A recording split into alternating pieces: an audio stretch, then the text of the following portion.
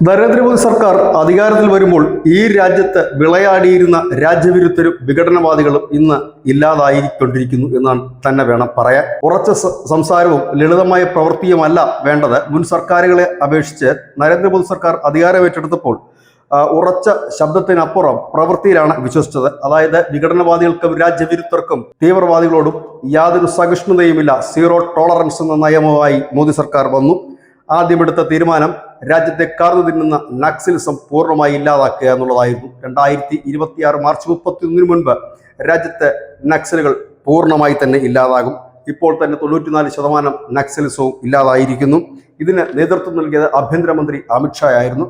അദ്ദേഹത്തിന്റെ ഉറച്ച നിലപാടുകൾ മാത്രമല്ല, പലപ്പോഴും കളത്തിലിറങ്ങി നേതൃത്വം കൊടുക്കുന്ന കേന്ദ്ര ആഭ്യന്തരമന്ത്രിയാണ് നമുക്ക് കാണാൻ കഴിഞ്ഞത്.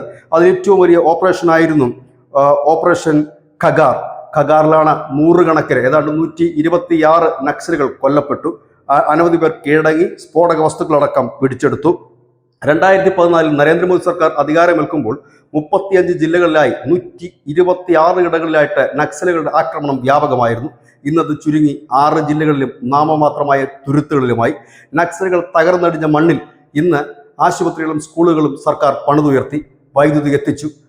ആദിവാസി ഏരിയകളിലെല്ലാം വികസനത്തിന്റെ പാതയിലാണ്. ആദ്യമായി അവിടുത്തെ ജനം സ്വാതന്ത്ര്യം മാത്രമല്ല വികസനത്തിന്റെ സുഖവും അറിഞ്ഞു വരുന്നു. അതിലെ പ്രധാനപ്പെട്ട നാഴികക്കല്ലായ ചില ഓപ്പറേഷനുകൾ 2025 നടന്ന നക്സൽ ഓപ്പറേഷൻ 192 പേരാണ് കൊല്ലപ്പെട്ടത്. 2023 മുതൽ 25 വരെ 916 IED ഓപ്പറേഷൻസ് നിർവീര്യമാക്കാൻ സേനയ്ക്ക് കഴിഞ്ഞു. 584 നക്സലുകൾ കീഴടങ്ങി, 606 വെപ്പൺസ് പിടിച്ചെടുക്കാൻ കഴിഞ്ഞു. 2024 സിവിലിയൻ കാഷ്വാലിറ്റി, അതായത് ഈ സാധാരണ ജനങ്ങൾക്ക് നേരെയുള്ള നക്സൽ ആക്രമണം 71 ആയിരുന്നു എങ്കിൽ അത് 2025 ആയപ്പോഴേക്കും 20 ചുരുങ്ങി. ഇതിൽ തന്നെ പ്രധാനപ്പെട്ട ചില നക്സൽ ഓപ്പറേഷൻ ചെയ്ത, ഓപ്പറേഷൻ സങ്കൽപ്പ്, കരിഗഡ് ഹിൽ ഓപ്പറേഷൻ ഖഗാർ, ഇതിലെല്ലാം സംയുക്ത CRPF-നോടൊപ്പം സേനയും മറ്റ് സേനാ വിഭാഗങ്ങളും എല്ലാം ചേർന്നിട്ടുള്ള ഒരു സംയുക്ത നീക്കം തന്നെയായിരുന്നു ഇത്.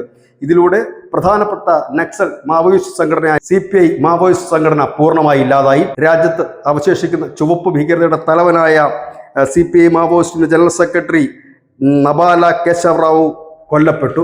പ്രധാനമന്ത്രി നരേന്ദ്രമോദി പോലും അഭിനന്ദിച്ച കാര്യം. ഏതായാലും കോൺഗ്രസ് സർക്കാരിൽ നിന്നും വിഭിന്നമായി കർശന നടപടികളിലൂടെ മുൻപോട്ട് പോയപ്പോൾ നമ്മുടെ രാജ്യത്തെ ഒരു കാലത്ത് ഗ്രഹിച്ചിരുന്ന, ഇല്ലെങ്കിൽ നമ്മുടെ രാജ്യത്തെ ഒരു കാലത്ത് തകർത്തെറിയാൻ വെമ്പൽ കൊണ്ട് മുൻപോട്ട് പോയിരുന്ന നക്സലിസം ഇന്ന് ഇല്ലാതായിരിക്കുന്നു. ഇനി അവശേഷിക്കുന്ന വിരലിലെണ്ണാവുന്ന ചില നക്സലുകളും അവരുടെ തുരുത്തുകളും മാത്രം.